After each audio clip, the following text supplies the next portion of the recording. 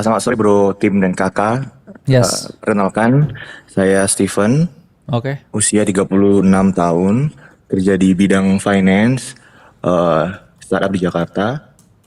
Saat ini sedang sabbatical ya. Ya. Terus profil dana darurat udah 6 kali bulan. Kemudian liquid asset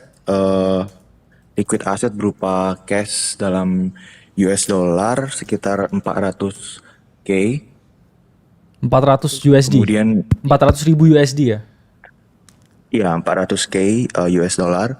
Oke. Kemudian Sekitar 6 M ya? investasinya ya Oke. investasinya di MSTR, di MicroStrategy saham sekitar 100k USD Oke. juga. Nice. Oke. Ya targetnya sih growing liquid Entry-nya di assetnya berapa ya. MSTR-nya? Oh, MSTR-nya sih sempat keluar masuk gitu. Cuman Oke. yang keluar terakhir ini masuk terakhir memang agak tinggi sih di 380 gitu. Oke. Terus targetnya sih growing liquid asset ini targetnya ada dari 500 let's say ke 50% gitu ya.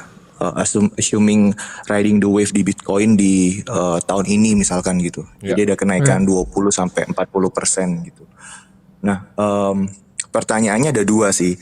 Yang pertama, untuk growing si liquid cash tadi itu riding the wave-nya Bitcoin, misalkan dari yang MSTR kan di 100k. Kalau misalkan saya top up all in gitu ya, misalkan yang cash itu ke MSTR untuk dapetin ya senaiknya mungkin 20 hingga 30% gitu sampai Q4 kemudian exit. Karena considering kan si MSTR ini dia ini ya bakal masuk ke Racing terus kan? S&P 500 Ya. sama QT kan Ya. riset positif. Nah, apakah itu something yang recommended nggak ya kalau untuk sampai Q4 aja terus exit gitu all in di MSTR? Oke. Ya itu yang pertama sih. Oke. Oh ya, jawab dulu atau lanjut yang kedua pertanyaan? Nih gitu gue jawab dulu ya, MSR ya. Ini gue kasih ini kedengeran dari mic ya. Gue kasih analogi sederhana Dengar. nih. MSTR tuh ibarat gini, ini kalau tadi kan perusahaan gue bikin rumah deh, ya kan. Rumah nih harganya 400 juta, ya kan. Nah, rumahnya ini harganya naik jadi 500 juta. Ini ada keuntungan berapa? 100 juta, ya kan? Juta. Ya. Nah, rumahnya ini kan value 500 juta. MSTR itu rumahnya harganya 1,5 miliar sekarang. Iya. Harganya 1,5 miliar rumahnya. Dari mana dia merasa ini itu bisa 15 kali nih PE. Kamu orang finance kan? Jadi makanya gue pakai bahasa finance. Ini kamu mau beli nggak rumahnya sekarang? Mau kamu beli nggak? Terus saya suruh kamu beli rumah yang sama nih. Rumahnya sama nih. Harganya 1,5 M. Kamu mau beli nggak? Iya. Ya terlalu tinggi sih memang sih. Nah, jawabannya itu dulu sebelum dia naik di atas NAV-nya segini, itu masih murah. Rumahnya dulu pas gue beli itu rumahnya harganya 50 juta ini harganya. 50 juta nih. Sekarang harganya itu 1,5 miliar. Rumah yang sama. Tapi dia dapatnya dari mana? Karena dia ngerasa ini keuntungan selisih asetnya. Ini yang disebut dengan BTC yield dia. Harganya emang segitu, price to earning 15 kali gitu. Oke. Nggak worth it. Apa ada probability kalau misalkan Bitcoin naik ke 20%, apakah MSCI akan most likely naik 20% juga gitu? Bisa lebih Karena tinggi pada karena historical dia gini, dengan sistem ini ketika Bitcoin naiknya begini ya, MSTR akan begini. Dia betanya itu pasti di atas 1. Dia pasti selalu lebih tinggi betanya dibanding Bitcoin. Karena dia ngincer ini. Dia ngincer Bitcoin yield ini gitu. Jawabannya gue nggak akan beli rumahnya, gue beli underlying tanahnya, gue beli Bitcoinnya aja. Gue di sini aja. Dulu ketika ini masih murah banget kan gue udah bilang bro, ini dari 2022, itu rumahnya masih 50 juta. Tapi kalau lu mau kasih gue rumahnya 1,5 miliar, gue nggak mau. Ya apalagi sekarang dengan dia punya risiko ya racing bonds ya. Iya dia bikin banyak Additional banget risk kan. juga tambahan. Dan gua agak kurang suka ketika sudah mulai banyak apa namanya? Orang yang punya game plan yang sama Sailor kan. Satu, game plan sama berarti kan alfanya udah mulai hilang. Kedua, banyak ETF aneh kayak misalnya MSTX gitu. Yang ini kan udah begini nih. Dia 2 kali leverage lagi nih MSTX namanya. Iya itu kalau ada event ya yang unfortunate di market Meledak. kan semuanya hilang gitu. Iya kan? Meledak. Jangan ambil yang bisa meledak. Ya makanya kita ngomong ya apa risiko di kripto di Bitcoin sekarang tinggi ya sebenarnya juga karena banyak kita mau parasit-parasit yang ngikutin ya Iya, gamenya begini. Sailor. Jadi ya awalnya setuju tuh ya 2022 2023 masih so much alpha ya. Masih banyak, masih 50 juta di rumahnya. Ya, maksudnya dipakai Sailor juga kayak works ya. Dan Iya. kamu kan orang finance di bidang apa? Kamu ya pertama ya kamu orang finance harusnya kan kamu ngerti managing risk juga. Iya. Dua, duit yang kamu pegang ya sekitar di bawah 10 M ya, di atas 5 M juga tapi Iya. consider gede juga, relatif Betul. gede. Jadi kenapa kamu kayak mau coba ya timing market perfectly terus dapat kayak sedotan terakhir gitu di Betul. sisa cycle ini ya, yang belum pasti juga loh maksudnya. Betul. Jadi Dengan risiko ya drawdown-nya bisa hilang setengah duitnya. betul. Sebenarnya sederhana sih kalau kamu mau itu ya kita selalu ngajarin otomatisasi investasi kan ini portfolio nih ya kan. Iya. Ini 50%. Misalnya ini kamu cari ini misalnya equity. Ya kan ini sisanya nih kita kasih ini cash nih misalnya nih. Cash atau cash equivalent. Ini ya udah lu masuk misalnya Bitcoin kalau lu emang suka. Iya. Nah, 30% gitu. 30% nih. 20, 50. Gini aja nih. Punya duit nih dari hasil kerja tembak sini. Punya duit tembak sini. Gak harus Q4 juga kan targetnya dapetin duitnya ya. Iya. Karena ya ujung-ujungnya yang coba timing the market ya kadang emang Kebakar. bakar. Karena logika sederhana ini aja banyak yang nggak ngerti yang beli MSR. Kalau gua kasih di rumah lu pada nggak ada yang mau beli kan. Tapi MSR kok mau dibeli masa keuntungan selisih aset tuh jadi earnings lu terus lu kali begini PI kan nggak gitu cara valuasi. Gitu. Iya. Dulu ini PI-nya di bawah 1. Iya. Dulu di bawah 1. Jadi gua nggak suka kayak Bitcoin yield yang di bawahnya tuh gua kurang suka dan banyak ETF yang tuh high leverage bro yang kayak Defiance Capital punya MSTX Ya. terlalu apa ya? Overcrowded trade namanya. Dan kalau lu perhatiin, MSTR kamu tahu nggak holdernya siapa aja? Kamu tahu big holder MSTR nggak nih? Gue bukain. Halo? Halo, yes. Tahu nggak big holdernya MSTR siapa aja? Big holder. Apa itu? MSR. BlackRock. Kalau itu kan udah pasti, tapi kan itu dari passive ETF. Kamu tahu big holdernya siapa nggak? Holder selain kita nggak ngomong ETF ya, karena ETF kan dia flow masuk kan dari MSCI World segala macam. Di luar Vanguard, BlackRock sama yang gede-gede. Keempat deh, setelah BlackRock siapa? Tahu nggak? Oh nggak tahu. Jane Street. Nah, lu mau lawan dia nggak? Dia yang punya barang lu. Baru kena bro kemarin eksploitasi Iya. dia punya market. 70 triliun rupiah. Oh. Ini lawan pertama lu tuh, Jane Street. Ya kan? Kedua, Game Street. lawan lu, Norges Bank. Nah, lu mau lawan dia nggak? Lu mau lawan Nikolai nggak? Gua rasa gini, gua kalau isi barang-barangnya tuh terlalu apa namanya?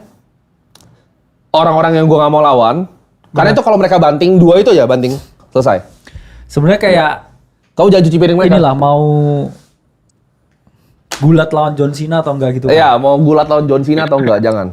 Kecuali Iya. lawan berantemnya anak Oke. SD kan. Ah, iya, betul. Karena ya teman-teman di investasi juga sama juga ya. Ya, ini buat Steven ya. Kamu kan harus cari yang namanya asymmetric bet. Karena risk to reward-nya ya kalau kamu ngomong dengan play yang coba kamu mainin sekarang itu kurang ya. Asymmetric. Ini salah ini ya, Bro. Salah pencet nih. Gimana nih baliknya? Aptek banget itu. Hah? Ini begal sekarang. Ini. Oke, ini nyala. Oh, bukan, mati. Ini dia. Oh, oke. Kamu harus fokus di yang namanya asymmetric bet ya. Kita kan ngomong ya ada yang namanya risk to reward ratio ya. Kalau kamu beli MSTR di 2023, ini risk to rewardnya begini tuh ya. Ini risknya ya, ini rewardnya nih. Oke. Tapi kalau kamu masuk sekarang ya, ini riskmu tuh segini ya. Potensi rewardnya tuh cuma segini mungkin. Ya. Nah ini rewardnya nih.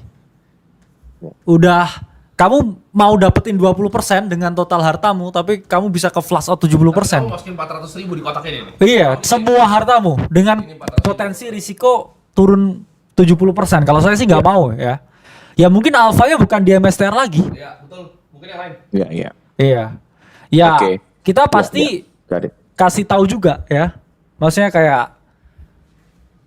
alfanya ya kita pun juga belum nemu mungkin. So far ya. So far belum nemu. Iya. Ya. To be honest ya, Oke. maksudnya risk exposure crypto udah tinggi menurut saya di tahun ini. Ya saya pribadi lihatnya seperti itu. Betul. Jadi ya ngapain kamu kayak semua hartamu kamu taruh di satu tempat yang itu bisa turun 70%. Saya sih Nggak mau. wise ya. Ya nggak wise. Iya. Buat dapetin 20% Iya, iya. tuh Iya, kayak itu nyedot plan. ya. Rokok yang udah mulai kebakar itu. Iya benar. Putung-putungnya yang terakhir tuh. Yang terakhir jangan. Udah mau panas-panas dikit tuh kayak kamu masih ada satu nih terus api tuh keluar Iya. di mulutmu nanti. Cuci piring nanti kamu, Iya, jangan. iya, iya. Risknya tinggi. Oke, kalau gitu ya itu plan A sih. Tapi masuk ke plan B ya. Maksudnya pertanyaan keduanya berarti Oke. untuk manage let's say 500 itu kalau kalian untuk passive income gitu ya, misalkan kan dalam kondisi kan saya udah nggak bekerja gitu ya, barusan kan resign gitu. Jadi mau Oke. ada studi lanjut.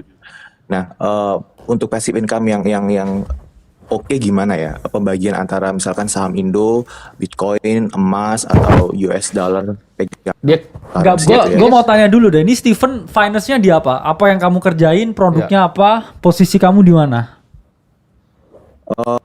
Kepala finance accounting sih. Oke, Jadi lebih di lebih perusahaan? ke operational perusahaan ya. Jadi handle corporate strategy, operational gitu-gitu. Cuman memang kalau untuk ini ke personal finance ya jatuhnya. Iya. Jadi bukan terlalu corporate finance gitu. Oke. Cuman mau tahu dari pandang kalian sih, kalau kalian gimana gitu ya? Oke. plannya. Ini gua akan sarankan lo, ini main di equity. Ini terserah ya, teksnya juga mau oke. indeks atau nyari sendiri karena lu kan punya kemampuan di bidang finance ya. Iya. Jadi harusnya lu bisa buka laporan keuangan lebih baik dibanding Iya. teman-teman yang lain. Ini boleh kalau untuk lu boleh individual stock 50%. Ini karena lu suka kayaknya Bitcoin, boleh nih Bitcoin 30%, nggak ada salahnya. Oke, 30% ya Bitcoin ya. Terus 20% nggak usah ribet, udah money market fund. Ya main portfolio allocating kan? Ya udah Dari- sederhana. Karena alokasi porto tuh kadang lebih penting. Setuju. Gini yang teman-teman pada nggak paham ya. Banyak bro yang nanya gua, IPO hari ini gua ikut nggak? Jawabannya enggak. Kenapa gua nggak akan pernah ikut IPO? Gua mau masuk misalnya 100 miliar pun dapetnya cuma sedikit bro. Itu nggak akan gerak Merubah. di portofolio Iya. gua. Nggak bakal jalan kemana-mana IPO-nya. Jadi teman-teman, nah ini kalau market emerging market kayak Indonesia ya, jeleknya gini, ketika ada IPO yang katanya hot, equity-nya dari misalnya blue chip stocknya itu kering dipindahin semua sama mereka. Dijual sama mereka di harga rugi, mereka masukin ke IPO cuma dapat dikit, terus mereka euforia cuma buat instastory. Jawabannya bukan kayak gitu cara investasi, tapi yang penting itu ini, aset alokasi kamu. Gitu. Dari kan kamu udah 400.000 nih, kamu tinggal bagi kan, 400 sampai 500.000 kan. Tinggal dibagi langsung. Udah. Equity berapa? 2,5, sisa berapa langsung dibagi. Kayak Gitu. Sederhana aja. 50, 30, 20, 50 equity. Nah, ini terserah nih. Ini mau dibagi tengahnya lagi boleh nih. Misalnya ini Indo. Lu suka ini US nih. Boleh gitu. Oke. Tergantung Ya, preferensi ya. kamu dan apa tingkat kamu Ya. punya profil resiko juga. Oh, paling mau confirm tuh untuk US berarti paling ada exposure untuk tax yang lebih tinggi ya atas capital gain-nya ya ke PPh 21. ya, Oh, teksnya sudah juga pasti. Pasti. Sudah pasti. Kecuali kamu Oke. punya yang kayak tadi, kamu punya entitas di luar negeri. Iya. Oke. Kamu bisa juga Indo full Indo equity itu juga nggak masalah. Ya. Iya. All Indo ya. Bitcoin. Gold. Oke. Ya. Ya, Oke. so far cukup sih clear kalau gitu. Siap. Thank you ya bro tim. Keren. Bro kakak. Ya. Keren. Gimana? Ya. Congrats, thank you. Steven. Ya. Congrats.